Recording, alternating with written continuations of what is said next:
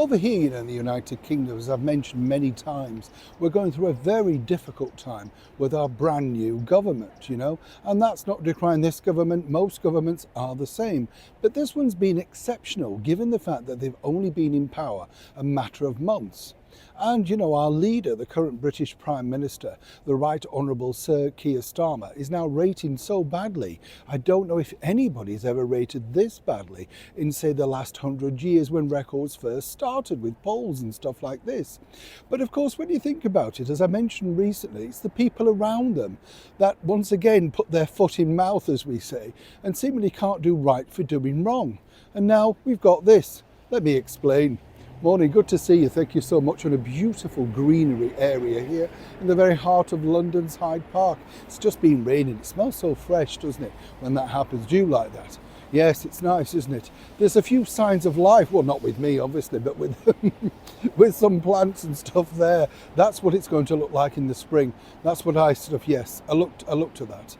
Don't you? Absolutely. Well, I'm glad, yes, and we're in agreement on something anyway. At least we all agree about the quality street tins, don't we? Furious about that.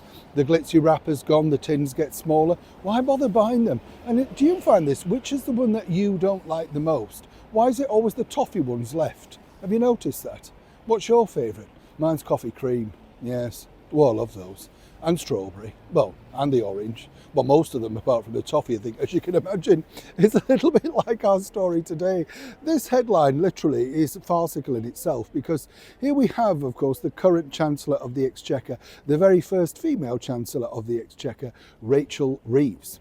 And here's where it gets really interesting, because as you know, at these particular points in their short tenure, they decide to put out these shock headlines about how they're going to be cutting waste.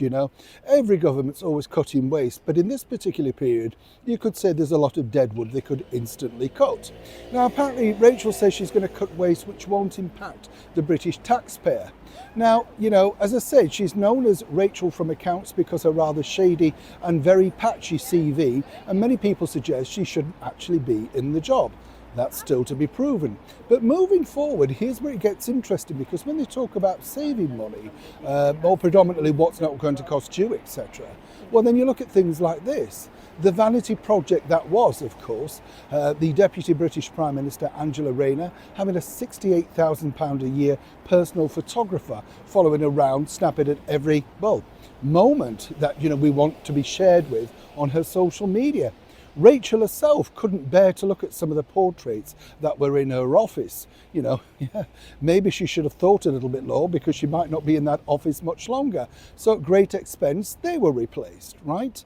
And then, of course, in 10 Downing Street, as I pointed out, the British Prime Minister, Sir Keir Starmer, couldn't bear Margaret Thatcher or Churchill, so more expense brought in. And on top of all of that, brand new camera equipment, media room set up, £80,000 there. So when they say to you, no, we're not actually going to be having any more waste, and that simply won't be passed on to the taxpayer. Well, again, more tissue of lies from the current Chancellor of the Exchequer, Rachel Reeves, because it already has been.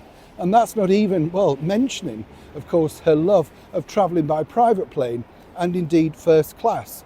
But then again, nobody's supposed to know that, are they, Miss Reeves? Neil Sean in the very heart of London.